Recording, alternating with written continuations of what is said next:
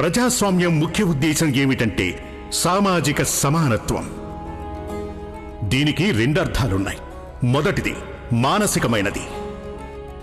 అంతఃకరణ శుద్ధితో సమాజంలో నివసిస్తున్న ప్రతి వర్గాన్ని సమాన భావంతోటి, గౌరవ భావంతోటి చూడవలసి ఉంటుంది. ఇక రెండవది ఏమిటంటే సామాజిక పరమైనటువంటి భేదభావాలు అస్సలు ఉండకూడదు. గుర్తుపెట్టుకో, అమ్మ, నాన్న, చెల్లెళ్ళు ఇంకా అత్త నీ వాళ్ళు అవుతారు. వీళ్ళు మంచి వాళ్ళు కాదు. ఏ బోరా, అతిగా బాగుతున్నాడు. వీడికి తమ్ముడేంటి? దెబ్బ తగిలింది, రక్తం కారుతుంది, నొప్పి పుడుతుంది. నా మాటలు అతివాగుడు అంటావా? ఇదిగో బాలన్నయ్య, నువ్వు వీళ్ళ మాటలను అసలు ఎలా నమ్ముతున్నావు? వదిలే బాల, పద మనం వెళ్దాం, పద. వెళ్ళి అమ్మతో మందు రాయించుకో. నువ్వు నా వెనకొచ్చినా నేను నీతో పాటు ఇంటికి రానా నన్ను. పదండి.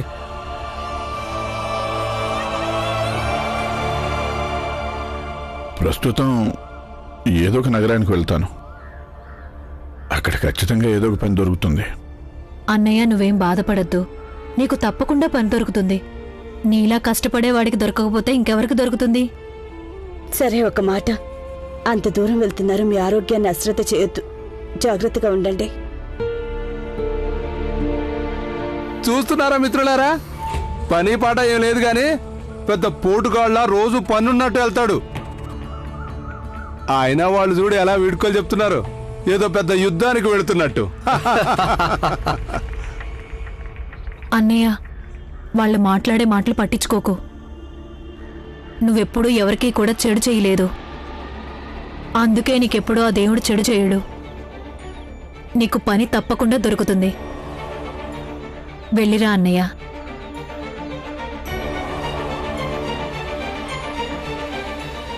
వస్తున్నాడు. ఇక్కడ మన దగ్గర సుబేదార్ అని పెద్ద గొప్పలు చెప్పుకుంటాడు. కానీ అక్కడ గోడౌన్లో వీడి జాతి గురించి దాచిపెట్టి ధాన్యం బస్తాలు మోస్తాడు తెలుసా? ఏంటి నువ్వు చెప్పేది నిజమా? సరే, ఇంకా ఆ తర్వాత ఏమైంది సోదరా? ఇంకేం ఉంటుంది, నేను వెళ్ళాను, వీడిని పనిలో నుంచి గెంటేయించాను. చూడండి, ఇవాళ మళ్ళీ ఇంట్లో నుంచి బయలుదేరాడు పని ఎత్తుక్కోవడానికి. మరేం పర్వాలేదు, ఎక్కడికైనా వెళ్ళనివ్వండి. మనందరం ఉన్నాంగా, మళ్ళీ అక్కడి నుంచి కూడా గెంటేయిద్దాం. నానా నానా నానా నానా బాలన్నయ్య స్కూల్ కి రావడం మానేసి పుస్తకాలన్నింటినీ చించేసి మేళం వాయించడానికి వెళ్ళాడు. ఏంటి? ఏమైంది భీమ్? అది బాలన్నయ్య. అయ్యో, మళ్ళీ ఏమైంది? వదినా, మీరిద్దరూ ఇంటి దగ్గర ఉండండి, మేము వెళ్ళొస్తాం.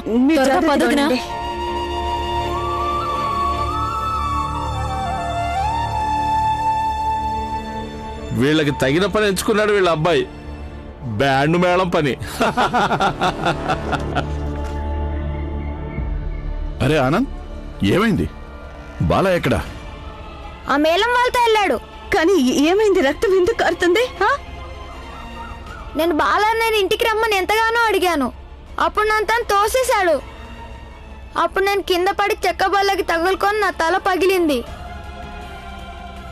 మీరా ఆనంద్ ఇంటికి తీసుకెళ్ళు. ఇందుకే బాలా ఎక్కడా? వాళ్ళు కాలం వైపు వెళ్ళడం నేను చూశాను. రా, నేను మందు రాస్తాను రా.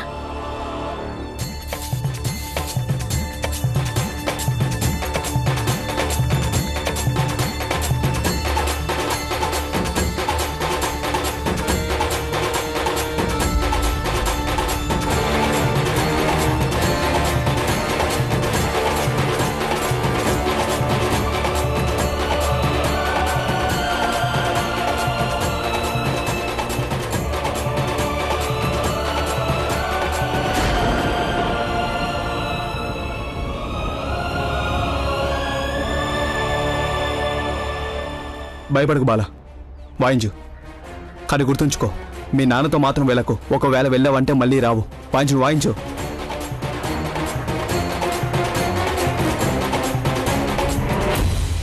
నీకు ఎంతగా చెప్పాను, అయినా మళ్ళీ మేళ వాయించడానికి వచ్చావా?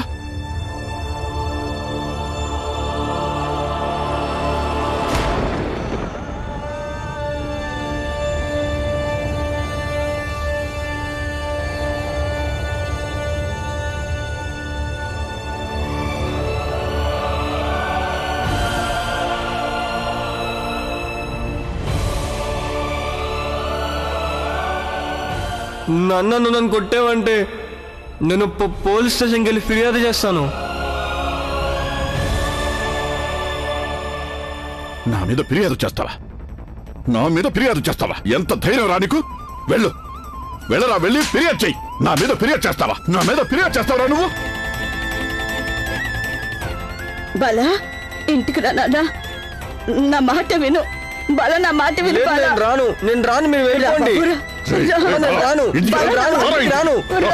ఏయ్, నా మీద ఫిర్యాదు చేస్తావా నువ్వు? పద నాన్న. సొంత తండ్రి మీద ఫిర్యాదు చేస్తావా? ఏయ్, చెప్పేది విను. రా.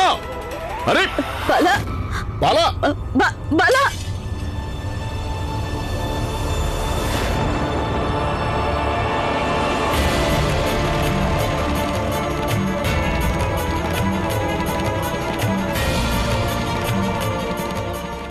నేను నా మీద కోసుకుంటాను. నాన్న మీరు వెళ్ళిపోండి ఇక్కడ నుంచి.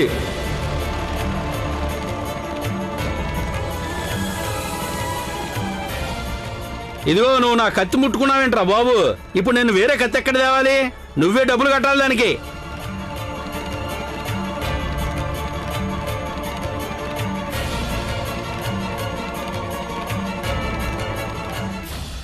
లేదు లేదు, ఇప్పుడే నొప్పి తగ్గిపోతుంది. ఏడవద్దు. ఇదిగో పసుపు రాస్తున్నాను కదా, తొందరగా తగ్గిపోతుంది. అత్తయ్య చాలా నొప్పిగా ఉంది.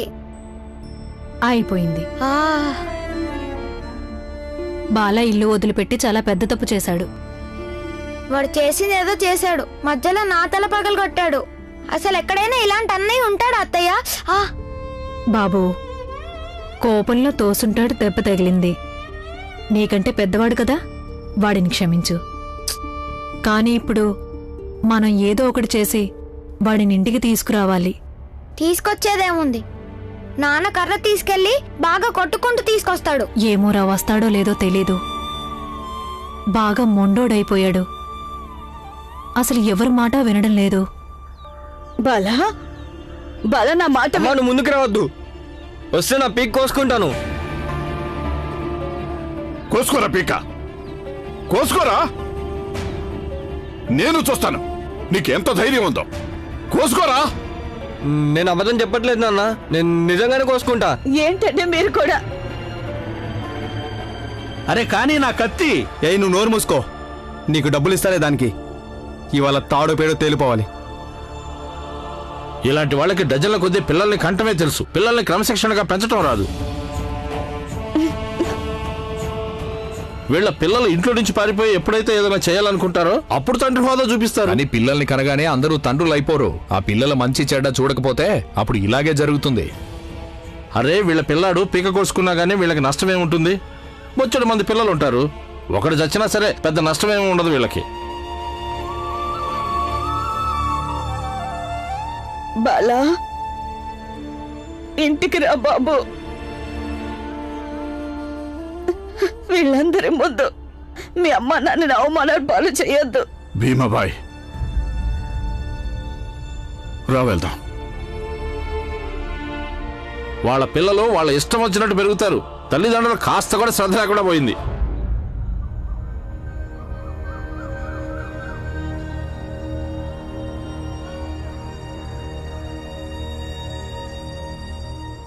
మా ఇష్టం వచ్చినట్టు మేమేం పెరగడం లేదు. మా అమ్మా నాన్నలు మా గురించి ఎంతో శ్రద్ధ తీసుకుంటారు. అది మీకు తెలుసా? మమ్మల్ని బాగా చదివించి ఎంతో గొప్ప వాళ్ళని చేయాలనుకుంటున్నారు. అర్థమైందా మీ అందరికీ? వాళ్ళకి మా మీద బాధ్యత ఉంది, ఎంతో బాధ్యత.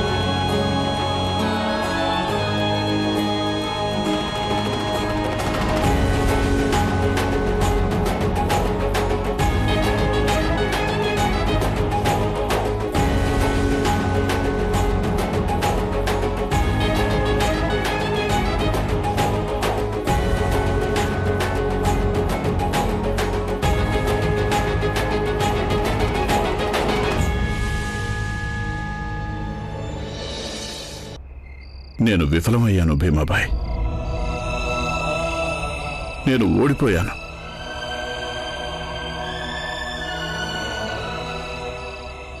మన జాతిలో ఎక్కువ మంది ప్రజలు డబ్బు ఇస్తారు, కానీ నాకు ఆ పని ఇష్టం లేదు. నా కొడుకులు ఆ పని చేయడం అది మన వాళ్ళకి కులవృత్తి. పైగా డబ్బులు వాయించేవాళ్ళు మందు తాగుతారు, కొంచెం అపరిశుభ్రంగా కూడా ఉంటారు. అంటే ఇప్పుడు మన బాలా కూడా అలాగే అవుతాడా? నేనెప్పుడూ కోరుకునేవాణ్ణి ఒక మంచి తండ్రిని అవ్వాలని.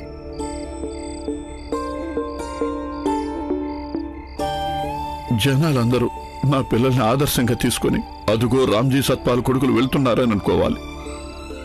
ఈ రామ్జీ సత్పాల్ నేను నా జీవితానికి ఏం చేసుకున్నానో చేసుకోలేదో తెలియదు, కానీ నా పిల్లల కోసం మాత్రం చాలా చేశాను.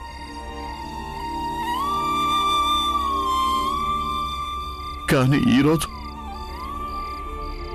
నేను బ్రతికుండగానే నా కొడుకు నాకు ఎదురు తిరిగి నా మీదకే చెయ్యెత్తాడు.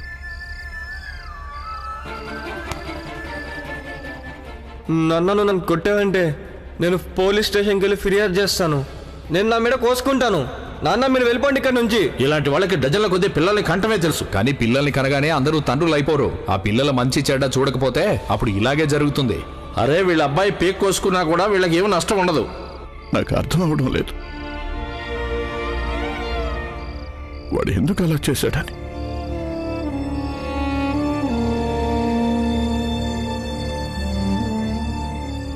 ఒకవేళ మన పెంపకంలోనే ఏదో లోపం ఉందేమో.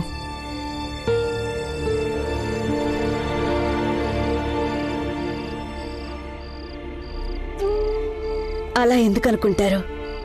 చూడండి, నా వైపు చూడండి, అంతా మంచి జరుగుతుందండి. అయినా ఇప్పుడు మన బాల వయసు ఎంతని?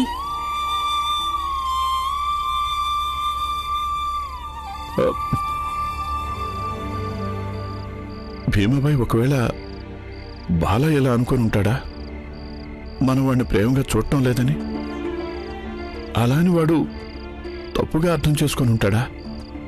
మనం కేవలం భీమ్ మీద శ్రద్ధ పెడుతున్నామని. అసలు ఏమంటున్నారండి మీరు? మనం ఎప్పుడు మన పిల్లలందరినీ సమానంగానే ప్రేమించాం కదా. ఇప్పుడు భీమ్ చిన్నాడు కాబట్టి బహుశా వాడి మీద ఎక్కువగా శ్రద్ధ పెట్టుంటాం మనం. కానీ అప్పుడు బాల చిన్నగా ఉన్నప్పుడు వాడి మీద కూడా ఇలాగే శ్రద్ధ చూపించాం కదా. కానీ భీమాబాయ్, నేను ఈ విషయం వాడికి అర్థమయ్యేలా ఎలా చెప్పాలి? మీరు ఇంతగా ఆలోచించొద్దు. నేను ఇంతగా చెప్తున్నాను కదా, అంతా చక్కపడుతుంది. ఇక బాల ప్రశాంతంగా ఆలోచించాడంటే అప్పుడు వాడికి కూడా అర్థం అయిపోతుంది.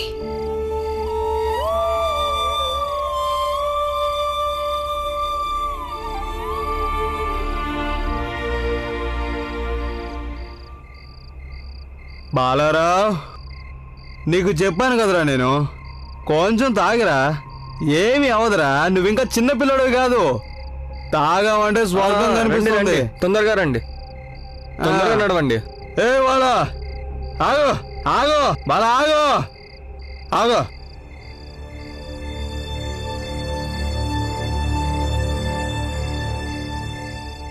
ఇదే కదా మీ ఇల్లు? ఇదే చూసారా, కొద్దిగా తాగాను, ఆయన గుర్తుపట్టేశాను. ఎక్కడికి? ఇదే పడుతున్నావు? మీ నాన్నని పిలిచి చూపించు నువ్వెంత బాగా బతుకుతున్నావు అని. పదండి పదండి, ముందు ఇక్కడి నుంచి పదండి. ఆగ్రా బాలా, ఇప్పుడు మీ నాన్న పిలు, ఇప్పుడు మేము కూడా చూపిస్తాం మా సత్తా ఏంటో.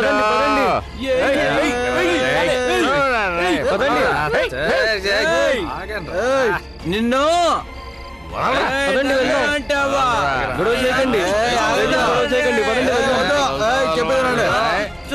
నేను నిన్ను చేతిలో. నీకు తెలియదు, నేను కొట్టిన చొక్కాలు కనిపిస్తాయి నిజంగా. నీకే గనక అంత దమ్ముంటే చూపించరా.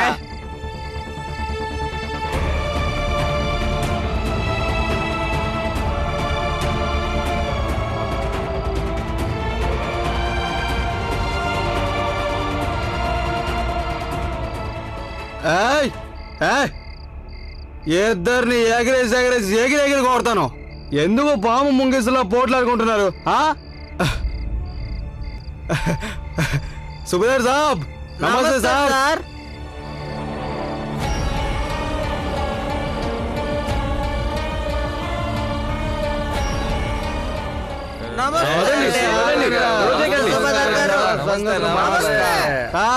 మళ్ళీ కలుద్దాం సార్.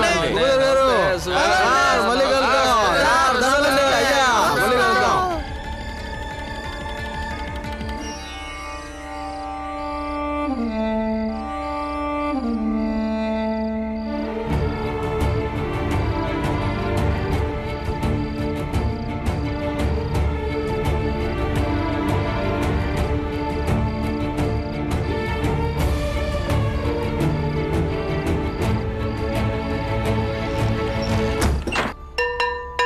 నేనేమంటున్నానంటే పిల్లలకి చదువు మీద శ్రద్ధ పెంచడానికి మనం ఒక ప్రణాళిక రూపొందించాల్సిన అవసరం ఉంది.